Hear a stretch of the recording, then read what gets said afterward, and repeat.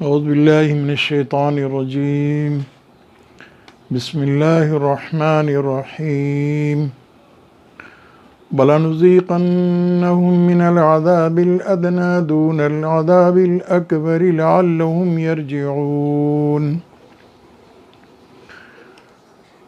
محترم سامعین و ناظرین، آج ساری دنیا میں یہ مہاماری وائرس کی شکل میں انسانوں کو اپنے نرغے میں لیے ہوئے ہے۔ اس سلسلے میں چاہتا ہوں کہ اس بنیادی بات کو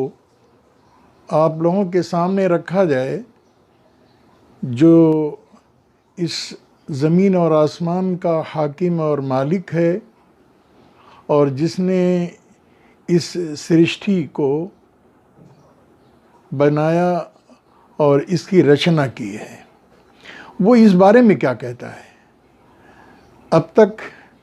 مختلف سمتوں سے سیاسی رہنماؤں نے، راجنیتاؤں نے، سماجک کارکرتاؤں نے یا دوسرے لوگوں نے اس آپدا کے سلسلے میں جو باتیں کہی ہیں، ہمیں اور آپ کو ان باتوں کے سننے اور سمجھنے کا موقع ملا ہے۔ لیکن حقیقت یہ ہے کہ جو اصل بیماری ہے اس کی طرف لوگوں کا دھیان یا ان کی توجہ نہیں ہو پا رہی ہے۔ جب وہ توجہ ان کی طرف ہو جائے گی تو میں سمجھتا ہوں کہ مسئلے کے حل کرنے میں لوگوں کو سہولت ہوگی اور لوگ سوچنے میں سکچھم ہوں گے۔ کائنات کے پیدا کرنے والے نے، اس سرشٹی کے رچیتا نے، جو اپنا انتم کتاب اور جو آخری پیغام کی شکل میں پوتر قرآن کی صورت میں ایک چیز انسانوں کے رہنمائی اور مارگ درشن کے لیے انسانوں کو دیا ہے، اس میں اس نے یہ بات بتائی ہے کہ ہم ضرور انسانوں کو دو قسم کے عذابوں میں سے ایک عذاب، دو قسم کے یاتناؤں میں سے ایک یاتنا اس سانسارک جیون میں، اس دنیاوی زندگی میں ہم ضرور دیں گے۔ اس کو قرآن کی زبان میں عذاب ادنا کہا گیا، جو اس دنیاوی زندگی میں انسانوں کے سامنے وہ چیزیں آتی ہیں اور جو پارلوکک جیون میں، آخرت میں جن باتوں کے کرنے کے نتیجے میں سزائیں دی جائیں گی، اس کو عذاب اکبر کہا گیا ہے۔ اور یہ اس لیے کہا گیا ہے تاکہ انسان اپنے کیے کے سلسلے میں رک جائے جو نہیں کرنا چاہیے، اور جن کاموں کو کرنا چاہیے تھا اس کو کرنے لگے۔ پوتر قرآن کے اس حکم کے تعلق سے یہ بات انسانوں کے سامنے رہنی چاہیے، یہ وش استر پر یہ بات سامنے ہے کہ عذاب اکبر سے مراد آخرت کا وہ عذاب ہے، وہ یاتنا ہے جو کفر اور شرک کی صورت میں، فسق اور فجور کی صورت میں، اور پیدا کرنے والے کے جو کی منشا اور اس کا جو حکم ہے اس کی خلاف ورزی کے شکل میں، اس کا کل ملا کر کے یہ کہا جائے تو بات درست اور صحیح ہوگی کہ بغاوت کے پاداش میں، بغاوت کے نتیجے میں دیا جائے گا۔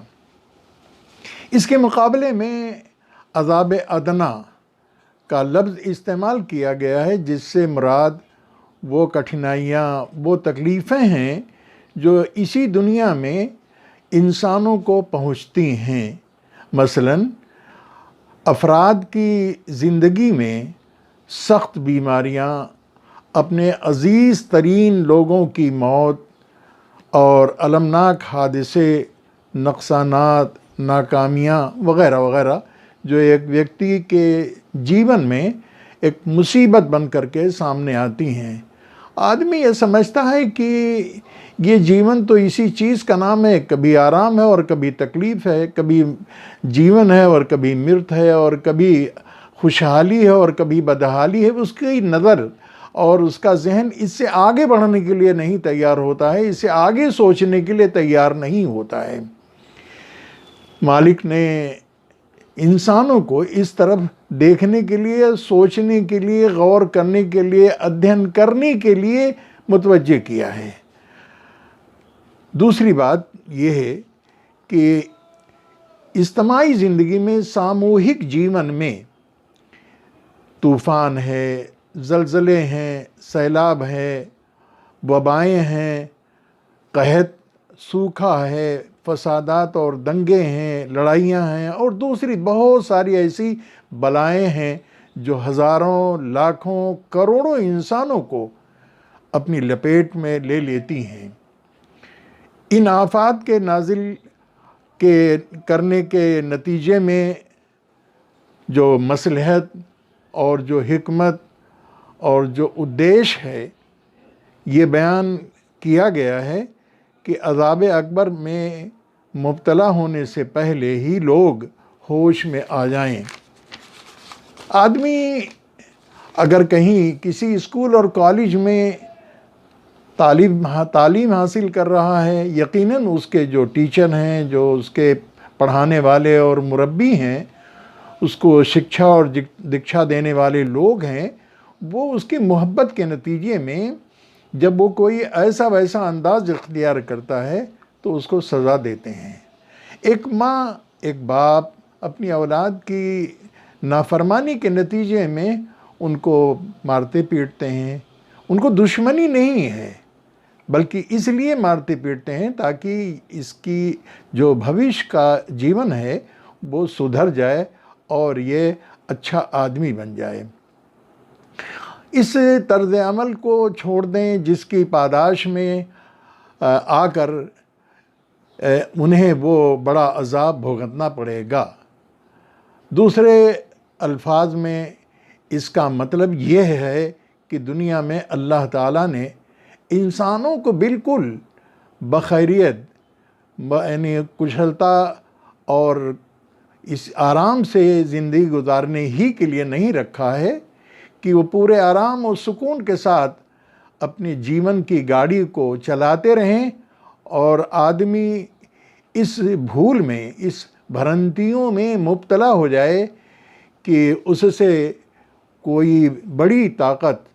یا بڑی شکتی نہیں ہے جو اس کا کچھ بگاڑ سکتی ہو۔ ہم جیسے چاہیں ویسے اس دنیا میں رہیں، ہمیں کوئی کچھ کہنے والا نہیں ہے، ہمارے خلاف کوئی کارروائی کرنے والا نہیں ہے، ہمارے سلسلے میں کوئی ایسی سزا دینے والا نہیں ہے۔ جبکہ رات و دن یہ دیکھتا ہے کہ اس کی عدالتوں میں، کچہریوں میں اور اس کے کورٹ میں جو لوگ کسی کے گھر میں چوری کرتے ہیں یا کسی کا مرڈر کر دیتے ہیں یا کسی کے ساتھ کوئی ایسا ویسا کام کر دیتے ہیں، تو کورٹ اور کچہری میں ان کو پیش کیا جاتا ہے اور اس کے سلسلے میں مقدمہ چلتا ہے، پھر ان کو جیل بھیجا جاتا ہے، ان کو پھانسی دی جاتی ہے، ان کو مختلف سزاؤں سے دوچار ہونا پڑتا ہے۔ ایک وہ کورٹ کچہری ہے اور وہ قانون اور ضابطہ اور نیم ہے کہ جس کو انسان اس دنیا میں دیکھ رہا ہے اور کر رہا ہے، اور ایک کورٹ کچہری وہ ہے کہ اس زمین اور آسمان کے بنانے والے نے، پیدا کرنے والے نے انسانوں کو پابند کیا ہے۔ اس لیے ہمیں اور آج آپ کو یہ سوچنا چاہیے کہ اللہ تبارک تعالیٰ نے ایسا انتظام کر رکھا ہے کہ کبھی کبھار وقتاً فوقتاً افراد پر بھی اور قوموں اور ملکوں پر ایسی آفتیں، ایسی آپدائیں بھیجتا رہتا ہے جو اسے اپنی بے بسی کا اور اپنے سے بالاتر ایک ہماگیر سلطنت کے فرما روائی کا احساس دلاتی ہیں۔ یہ آپدائیں، یہ مصیبتیں ایک ایک شخص، ایک ایک گروہ کو، ایک ایک قوم کو، ایک ایک ملک کے لوگوں کو، ایک ایک دیش کے لوگوں کو کے اوپر تمہاری قسمتوں، بھاگوں کا کوئی اور کنٹرول کر رہا ہے، یہ بتانے کے لیے لوگوں کے سامنے چیزیں آتی ہیں، بہت کچھ ہمارے ہاتھ میں نہیں دیا گیا ہے۔ اصل طاقت اس کی کار فرمائی اور اس اقتدار والے کے ہاتھ میں ہے۔ اس کی طرف سے جب کوئی آفت تمہارے اوپر آئے تو یہ تمہاری کوئی تدبیر اسے روکنے میں سکچم نہیں ہو سکتی ہے، کامیاب نہیں ہو سکتی ہے، اور نہ کسی جن، بھوت، روح، دیوی دیوتا یا اپنی اور کسی ولی اور بزرگ یا کسی اور شخصیت سے مدد مانگ کر تم اس کو روک نہیں سکتے ہو۔ اس لحاظ سے یہ آفات محض آفات ہی نہیں ہیں، بلکہ پیدا کرنے والی کی تنبیہات، چنوتیاں ہیں جو انسان کو حقیقت سے آگاہ کرنے اور اس کی غلط فہمیاں دور کرنے کے لیے بھیجی جاتی ہیں۔ ان سے یہ سیکھ لے کر، یہ سبق لے کر دنیا ہی میں آدمی اپنا عقیدہ، آستھا اور اپنے کرموں کو ٹھیک کر لے تو آخرت میں خدا کے بڑے عذاب کو دیکھنے کی اس کو نوبت نہ آئے۔ اس لیے آج جو پوری دنیا میں کرونا کی مصیبت آئی ہوئی ہے، اس مصیبت سے نجات پانے کے لیے، اسے بچنے کے لیے صرف اور صرف ایک ہی راستہ ہے کہ جو کام مالک نے کرنے کے لیے کہا ہے وہ ہم اگر نہیں کر رہے ہیں کرنے لگ جائیں۔ جن کاموں سے مالک نے روکا ہے اور ہم اسے کر رہے ہیں ہم اسے رک جائیں۔ یہ دونوں کام جب ہم کریں گے تو ہم خدا کے باغی نہیں ہوں گے۔ یہ ہندوؤں کے لیے بھی ہے، یہ مسلمانوں کے لیے ہے، یہ سکھوں کے لیے ہے، یہ عیسائیوں کے لیے ہے، یہ بودھ اور بہائیوں کے لیے ہے۔ اس دنیا میں رہنے والے جتنے لوگ ہیں جو اس مصیبت میں مبتلا ہیں، مصیبت کو بھیجنے کے لیے، اس کا فیصلہ کرنے کے لیے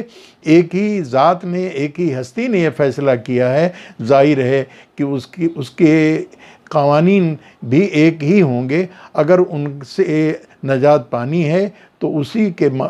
کاموں کو، اسی کے حکموں کا پالن کرنا ہوگا، جبھی اسے نجات ملے گی۔ نہ ایک کے اوپر دوش مڑھنے سے یا کسی کے اوپر آروپ پرتیاروپ کا سلسلہ شروع کرنے سے یہ کام نہیں بنے گا۔ بنے گا تو صرف اس شکل میں بنے گا کہ جو مالک ہے اس دھرتی اور آکاش کا، اس کے آگیا پالن کاری بن جائیں اور لوگ اس کی طرف متوجہ ہو جائیں، جبھی بات بنے گی اور جبھی اس مصیبت سے نجات نصیب ہوگی۔